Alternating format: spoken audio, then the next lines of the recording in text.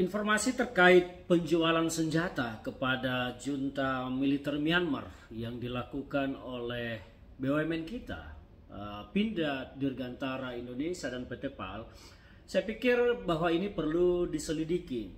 Apa motif dibalik penjualan ini? Karena kita mengetahui junta militer Myanmar itu adalah sebuah junta yang menggulingkan, mengkudeta pemerintahan yang sah, dan kemudian menculik banyak aktivis dan memenjarakan banyak masyarakat sipil tanpa pengadilan, sehingga Myanmar menjadi sebuah negara yang sangat mengerikan bagi masyarakatnya dan sangat menakutkan.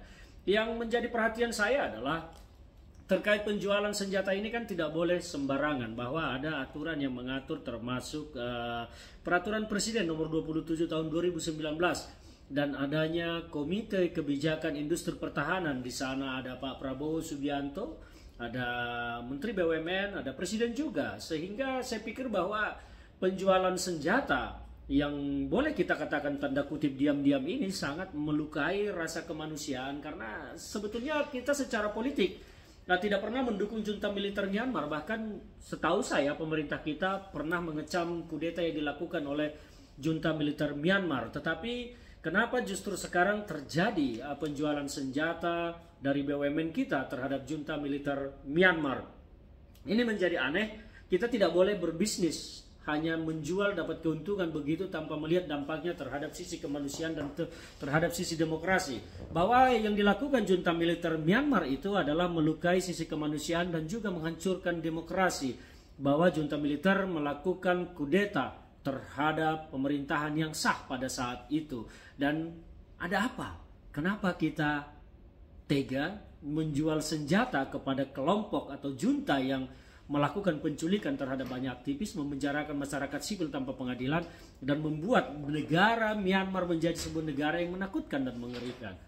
Ini bagaimana ceritanya? Kenapa bisa penjualan ini terjadi? Apa yang dilakukan oleh Pak Prabowo Subianto sebagai Menhan dan sebagai Ketua Komite Kebijakan Industri Pertahanan, dan juga Pak Erick Thohir sebagai Wakil Ketua di sana? Dan satu hal di sini juga keberadaan posisi politik Presiden Jokowi, karena setahu saya kita pemerintah Indonesia yang telah memberikan sikapnya pada saat junta militer melakukan kudeta, kita mengecamnya, dan itu adalah sikap politik negara kita.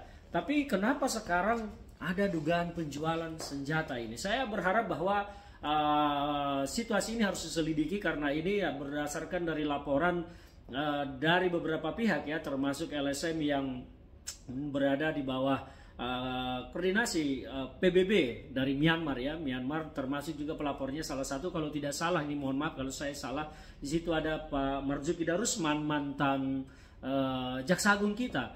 Jadi informasi ini menurut saya harus diselidiki. Jangan sampai kediktatoran junta militer Myanmar didukung juga oleh pejabat-pejabat negara kita seperti Pak Prabowo Subianto yang posisinya dalam Ketua Komite Kebijakan Industri Pertahanan. Seharusnya penjualan senjata ini tidak boleh terjadi. Tapi kenapa ini bisa lolos dan bisa terjadi? Kita mendukung pemerintahan junta militer Myanmar yang menghancurkan demokrasi dan melakukan penculikan aktivis di sana? Saya mempertanyakan keras situasi ini, dan saya berharap bahwa Komisi 1 DPR untuk memanggil Kementerian Pertahanan dan memanggil juga BUMN-BUMN yang terkait penjualan ini, karena saya pikir bahwa kita negara yang tidak boleh melakukan jual beli senjata terhadap kelompok-kelompok otoriter, kelompok-kelompok junta militer yang melakukan kudeta yang merusak demokrasi dan melakukan kekerasan terhadap masyarakat sipil. Junta militer Myanmar telah melakukan banyak penculikan terhadap aktivis dan memenjarakan masyarakat sipil tanpa pengadilan. Saya jadi teringat, ini sejarah Pak Prabowo dulu, ya, terkait aktivis. Sekali lagi saya mendesak Komisi 1 untuk melakukan penyelidikan terhadap ini, memanggil Menteri Pertahanan dan mengusut tuntas penjualan senjata ini. Kalau memang sesuai prosedur dan sudah segaris dengan garis politik bangsa kita, tidak masalah. Tetapi masyarakat butuh penjelasan yang jernih dan clear terkait ini, supaya bangsa kita ini tidak menjadi bangsa yang mendukung kekerasan junta militer Myanmar.